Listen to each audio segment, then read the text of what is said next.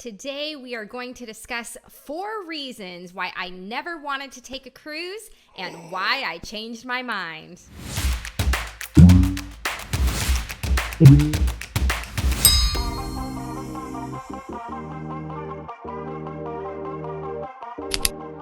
Hi, this is Amy with TPF, Trips, Places, and Fun. And this is John, and at TPF we show you how to have fun and exciting family-friendly adventures. Yes, and so today we're going to be discussing cruising, and John and I have been married Other camera. Okay, so what does that mean? Look up there. Okay. We're learning this whole transitions. I'm not learning. I'm learning. It's been a long time since I've done a studio video, so I have to go back and forth. But John and I have been married a long time. 25 years next year. Holy cow. So don't we forget. should do something super fun. I think that's the Best Buy gift card anniversary. I think it's the Cruise to Europe University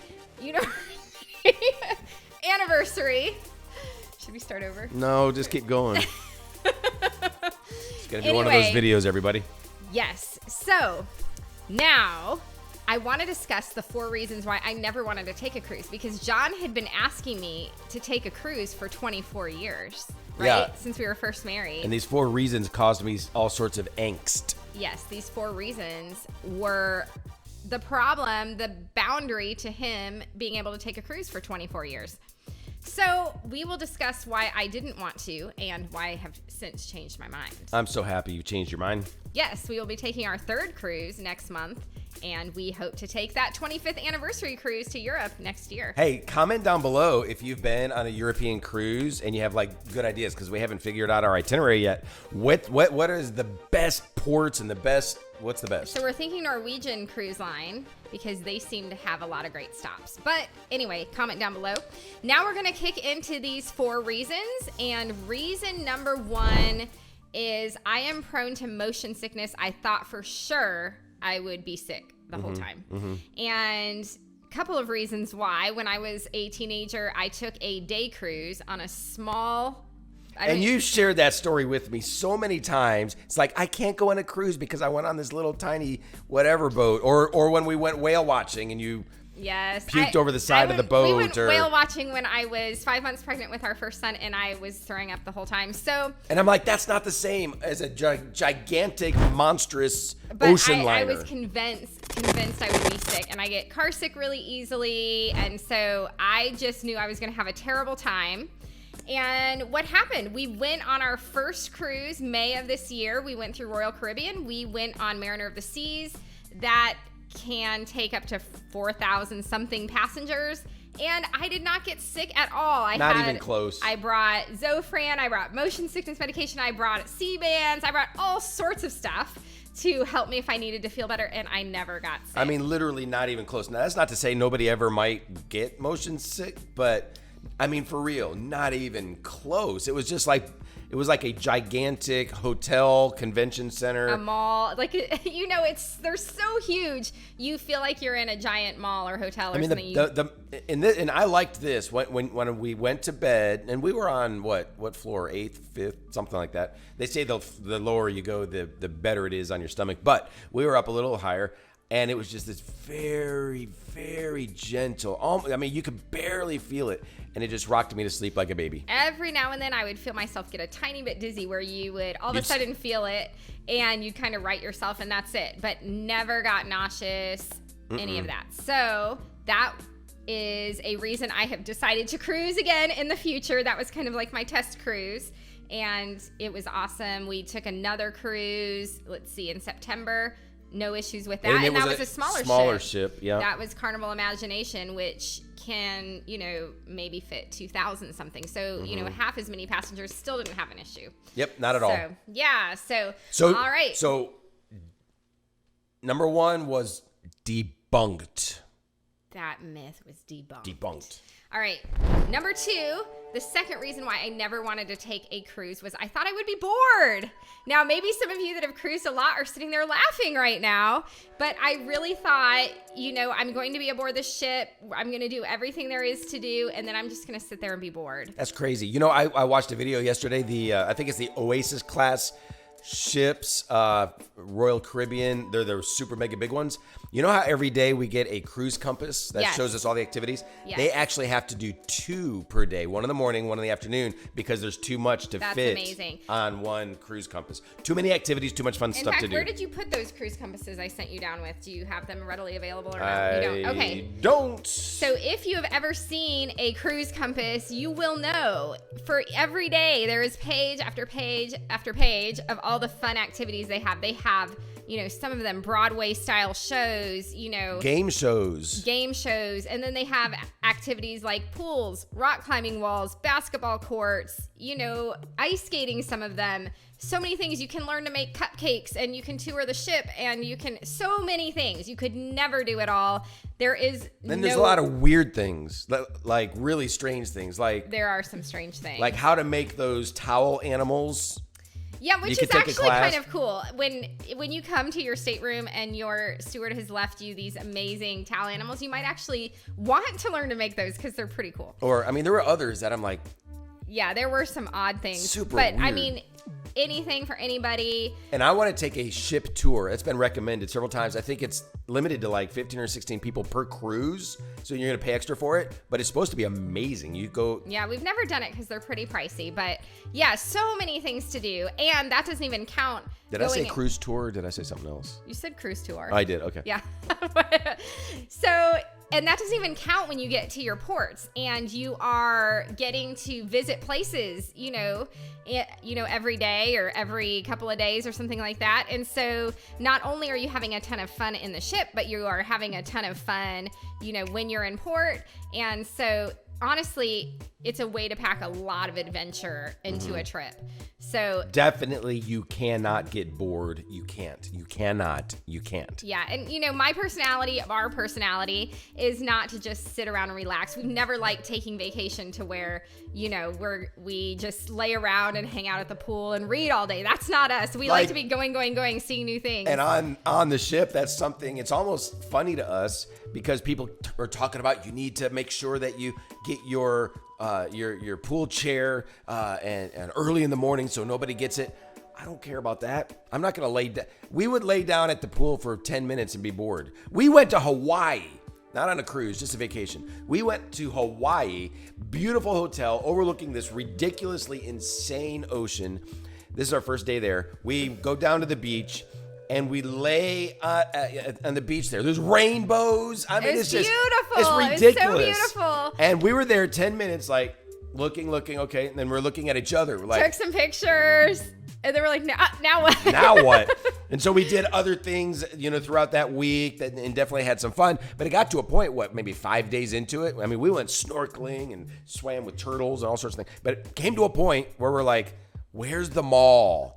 Where's shopping? What now? What can we do? Where's the rest of the attractions? And so, we always are go, and that's how we do vacation. And so I just didn't think cruising was going to work for us. But again, I was wrong. So much to do on the ship, so much to do in the ports. You will not get bored. So myth number 2, debunked. All right. So the third reason, number 3, that I never wanted to take a cruise is that I was worried about the crowds, the overcrowding, feeling claustrophobic with so many people in a small space. And remember that very first day we were on that very first ship with 4,000 people? It was kind of crazy. Yes. So, and now this is one that, you could say there's some legitimacy to it. When you get thousands of people and they're all wanting to hang out at the pool area. Yes, it is crowded. However, there are many places to go on the ship where you can have some quiet time. Yeah, it's super easy. So you got this big giant crowd by the pool. All you do is walk just a little tiny bit to another part of the ship. Yeah. Nobody's there. Or very few. You could hang out at the gift shop, the library. You could hang out, on one of the balconies. You could go into your own room if you wanted to. You go to a coffee shop or one of the cafes. Yeah, lots of different places to go on the ship. So I never felt that, oh my goodness, I can't stand this. There's too many people everywhere. I'd walk through the pool. It'd be a little crowded. I'd just leave and go someplace else. And there's plenty of places on the ship where you do not feel that way. Now compare our first ship, which was crowded, yes, to our second one, which was smaller, and I bet it was half full. maybe two-thirds full or something like that. So our first ship was, again, Royal Caribbean Mariner of the Seas. It was pretty full. Bigger ship. It, takes over 4,000 passengers. Our second cruise was Carnival's Imagination, and that one takes over 2,000 passengers. But yeah, so definitely in the pool area of Mariner of the Seas, you felt it, kind of that mob type thing. But in our second cruise, not as much, because obviously there's not as many people. A lot of times we'd go around the pool and there wouldn't be that many people there. So, but pluses and minuses, because the bigger ship, of course, has more amenities, more things to do, more area to spread out. Really, the only time you're really going to feel the difference is when you're right there, top deck at the pools, that sort of thing. Right. So again, that was not an issue for me. Never felt claustrophobic, never felt, like, oh my goodness, I can't stand this, I've got to get away. So myth number 3, pretty much debunked. All right. And the fourth reason that I thought I never wanted to take a cruise was I thought it would be too expensive. Oh yeah, this is a great point. Yeah, I thought it was going to be too expensive. And now we have discovered that cruising can be one of the cheapest ways to vacation. Yeah. So it's all about what you choose and what you make of it and the things you add. But let's see, our last cruise on the Carnival Imagination, a 4-night cruise, $700 for both of us. For everything. Yeah. So, right? Well, that didn't include internet. That includes stuff like that. It did include port fees and things like that. So it included our cruise fee, our cruising and our port fees. It did not include things that we add, like excursions or internet. So now those are on top of it. So you just got to think about it as you are planning your cruise. Your base price is going to be pretty cheap, like $700 for the both of us. And you don't have to do excursions. You definitely don't. You can just walk around the port and enjoy it, or you can choose something cheaper. We did a golf cart tour, $100 for both of us, right? Yeah. Yeah. That was fun. That was super fun. Yeah, you really can go, fun. Snorkeling, $50 a person or whatever the price is. Yeah, and y'all check out some of these videos, because we have posted videos of both of our first 2 cruises, and there was a lot of stuff to see what we did, the excursions we chose and that sort of thing. So it might give you some good ideas when you're cruising. But yeah, so well, why don't you compare, because we went on the Imagination. You said it was about $700. And then right after that, since we were in LA, we went to Disney World for Disneyland rather, for a couple of days. Compare the difference in price. Yeah, that's very true. So to go on our Carnival Imagination, it was $700 for both of us. Like I said, that didn't include Wi-Fi or shore excursions, but it did include all of our food for the 5 days that we were on the ship. Of course, it includes your lodging, your stateroom. And it all sorts of amenities and fun. All the entertainment that's on the ship and that sort of thing. We also took 2 days at Disney, and that was $600 just for our Disney tickets, right? It was another $300 just for 2 nights at a hotel near Disney, and a 2-star hotel. So 2 stars. Not amazing or anything. We never go less than 3. Yeah.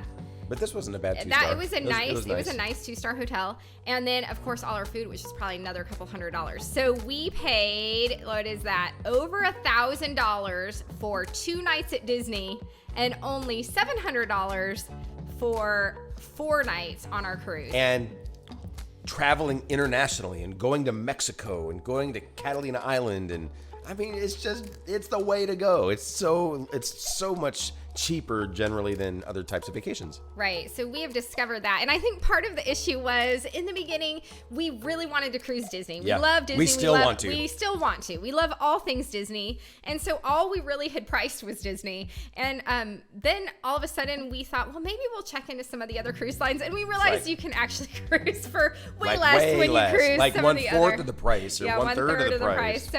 So anyway, we have realized that, when you go on a cruise, you get your food. Now you can choose to upgrade to better to their specialty restaurants or whatever. But honestly, we've never done that. We haven't needed to. The food that they provide is awesome. So you get your food, you get your lodging, you get your entertainment, and you get to visit some really amazing places. And so for all of that included, it can be a pretty good deal. Now, of course, if you want to add on your drink package and you want to add on some crazy expensive excursions and you want to add on all the extras that Then there you're are gonna be add paying. on, the specialty restaurants, all that, then of course it can get really expensive. But it's all what you choose and what you make of See, it. we didn't So- do drink packages of any type.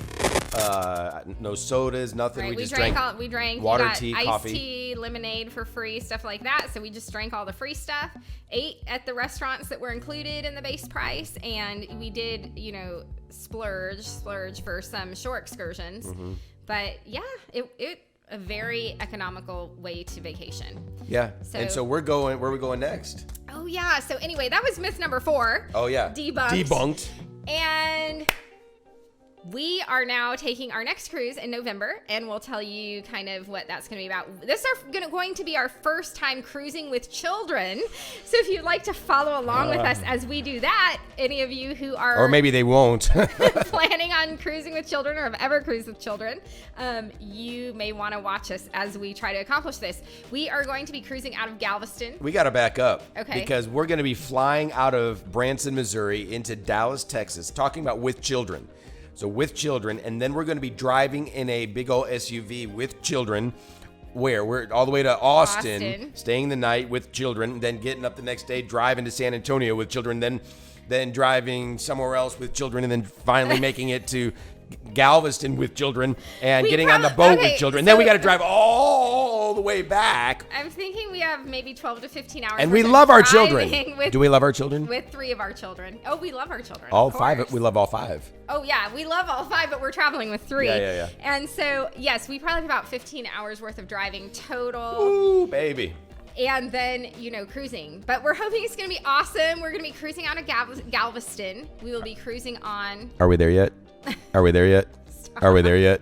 We'll be cruising on Royal Caribbean's Enchantment of the Seas, and we will be going to Cozumel and Costa Maya. So definitely follow along. And we're for doing that trip. 2 cool excursions. We're doing a day spa at one of the places. Daytime resort. Daytime resort kind of thing.